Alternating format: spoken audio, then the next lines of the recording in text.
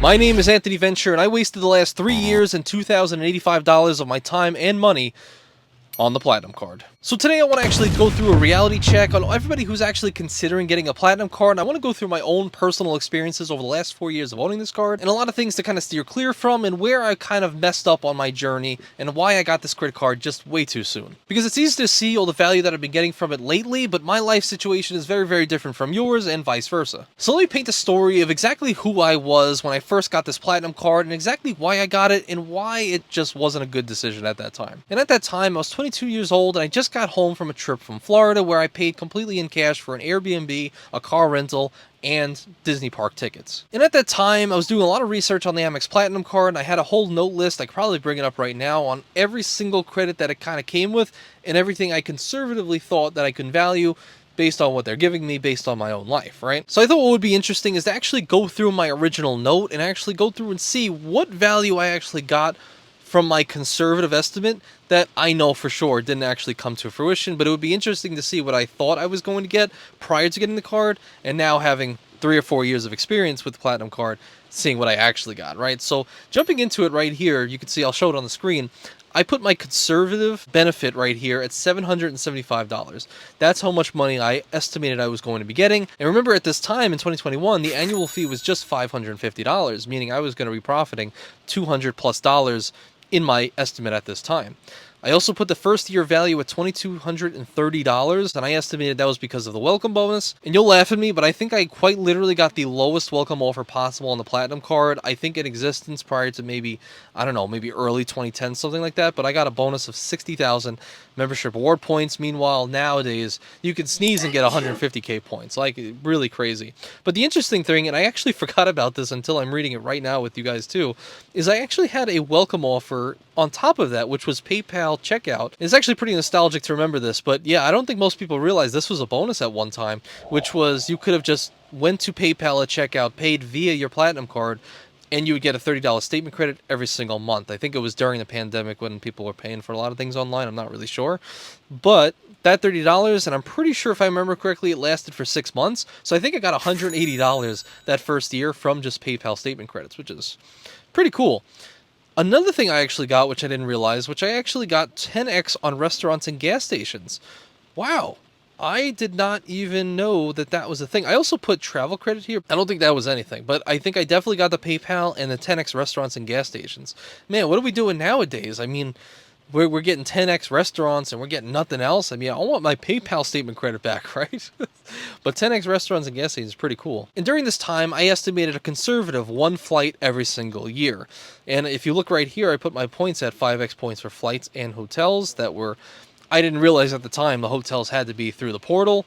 Flights could be direct to the airline, so that's fine. So I said for that value every single year, about $1,500, which would be 7,500 points, and I ascribed a 1 cent per point valuation, being $75 at that time. Man, old me was not bad. Old me was putting some work in, right? But I'll put a spoiler here.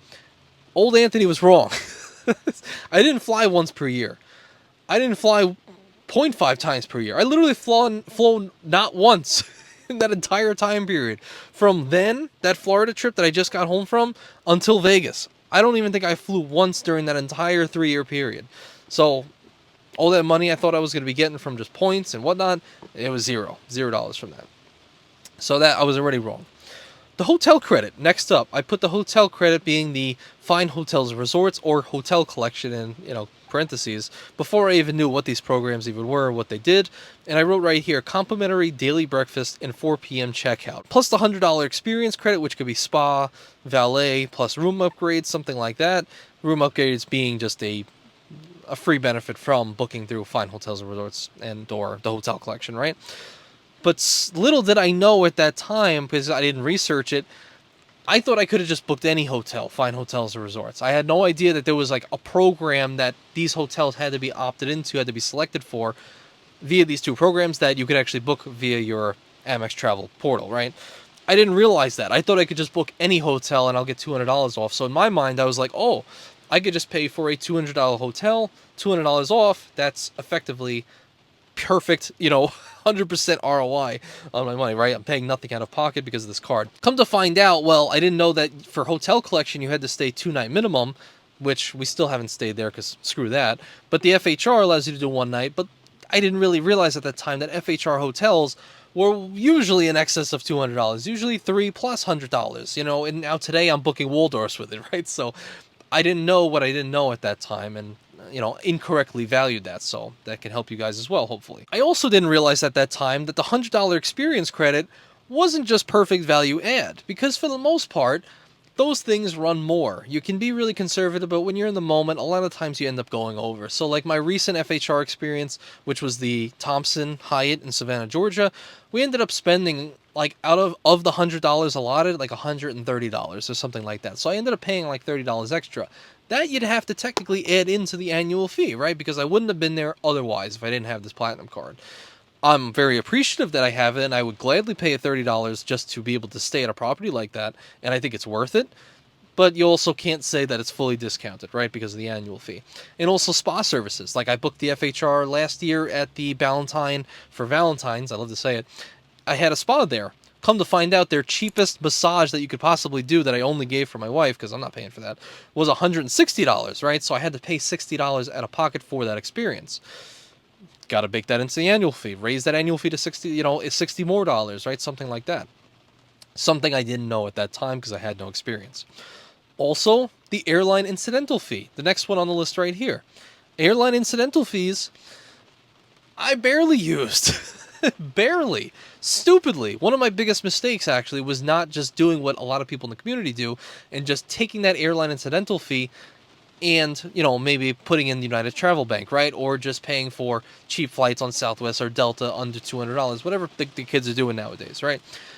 I didn't do any of that. I just assumed it had to be for in-flight food and beverages, or check bags. I didn't realize there were easier ways to liquidate that. I believe, actually, I might be wrong, because there was one flight that I used the Platinum card on. I don't know when, I don't know where, but I do distinctly remember that I was able to use about $130 or $140 of this airline incidental fee credit for check bags one time. Again, I don't remember the timeline. Somehow I did that. I know I got that, but that was only 1 year. Sorry to say, the other 2 years, I didn't use my airline incidental fee credit. I'm sorry. I'm a horrible person. This is why I'm saying, let's do a little bit of reality check for the Platinum card, right? I swore I was going to be able to use it. I never ended up using it because I just didn't know there were easier ways and procrastination, right? Anthony, in the past, you were completely wrong. You're a moron. No, I'm kidding. You don't know what you don't know. Uber Cash. Uber Cash, all right. I'll give it to me, all right? I used most of that, right? I used the full $200, but again, I wasn't using it in the most optimal way.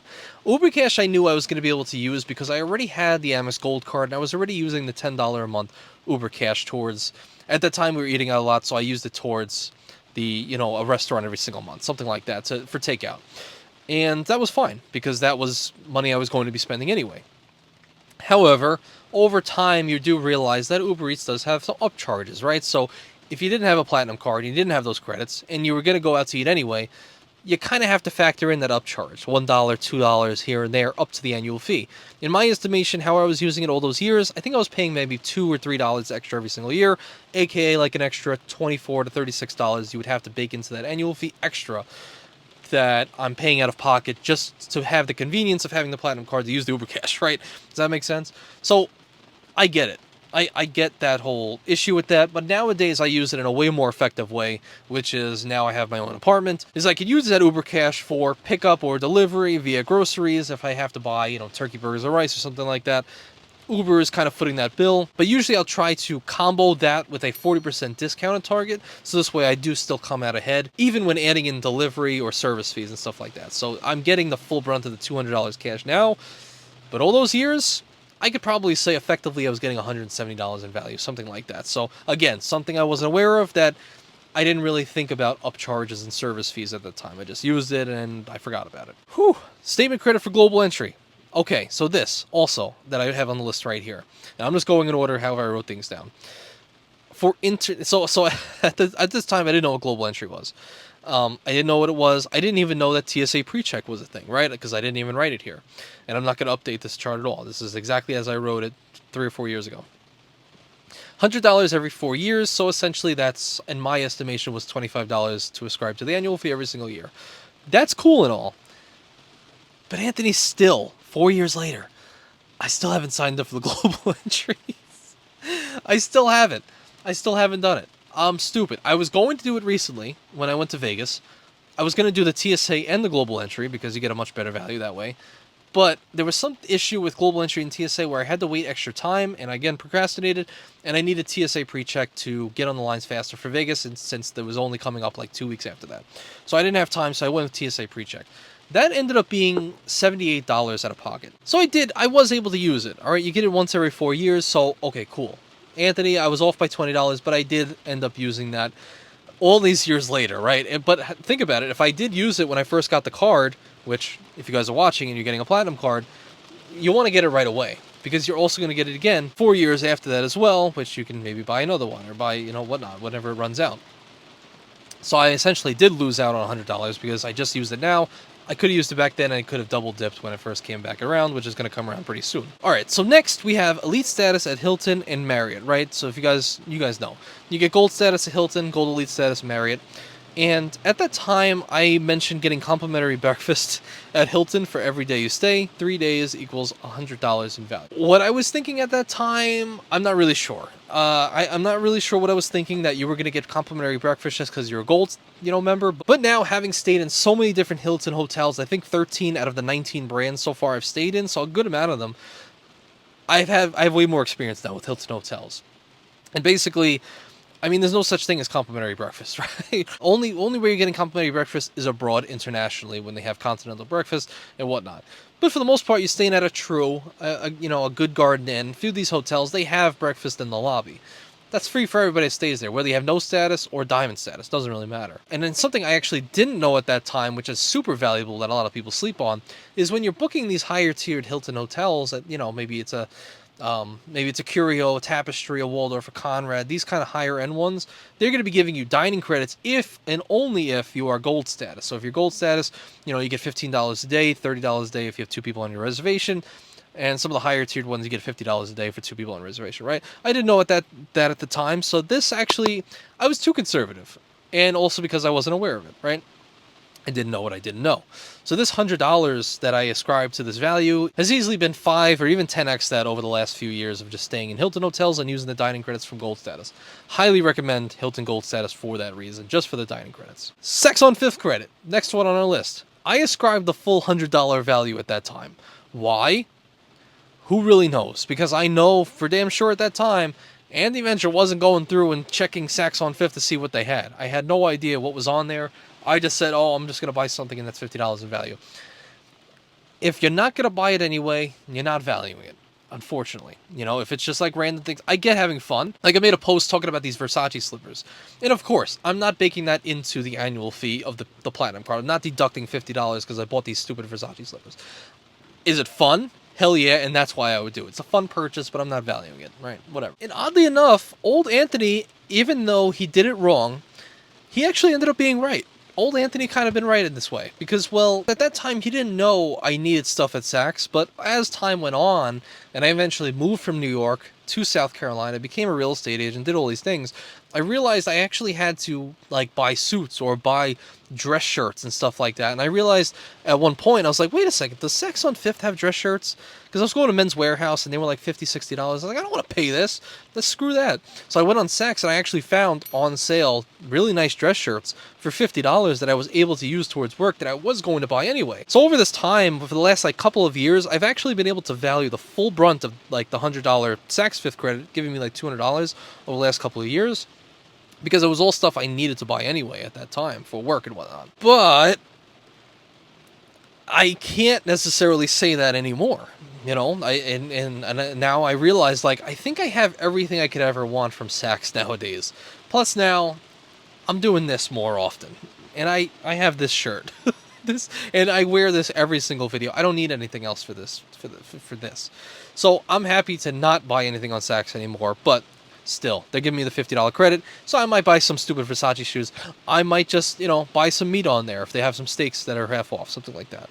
But I'm not going to value that against the annual fee anymore, unless something I need pops up and I buy that. But it's all part of learning. Also, Priority Pass Lounge Access, I actually put that on there. Could you believe it? this freaking fool who had no experience, he put Priority Pass lounge access at $425 of value. So to be candid, I just tried to figure out what the value was. I do remember at this time I did not value $425 of value. But what I did value was what I said here, which was $30 of food credit in certain restaurants, complimentary snacks and drinks. Now, I don't know if I was incorrectly assuming that I got Priority Pass with restaurants and whatnot, like the Chase Sapphire Reserve has, but the Platinum Card does not have that. It just has normal Priority Pass lounge access. So I don't know if I was incorrectly valuing that. However, I was slightly right in that over time, again, remember, I didn't fly at all for these years, like all these years until the last few months. Really, the last 6 months is when I started flying again. And only in the last 6 months have I gone to like 5 Delta Sky lounges, a couple Centurion lounges, an Escape lounge, a bunch of different lounges in a very short amount of time. And at all of those lounges, I have gotten hundreds of dollars worth of, food and whatnot from these lounges that, I would have, I need the calories, right? So I would have paid for that money anyway for those, for the food items and whatnot to get my calories in before the flights. And alcohol is a pretty good tool if you're afraid of flying. Anyway, so the $30, whether it was wrong or not, ended up being wrong to a degree because it wasn't every single year, but I'm now starting to reap the benefits of the lounges and all the food that I'm kind of taking from them every single time I go there. And if you go down here, the last thing I actually noted, which was the Amex Platinum Concierge. You guys know I made a video recently on how it actually got me a Valentine's Day dinner for my wife and I on short notice on Valentine's Day. I never used Concierge before then, really. I mean, I think I did it once before, but they didn't pull through, but this was the only other time.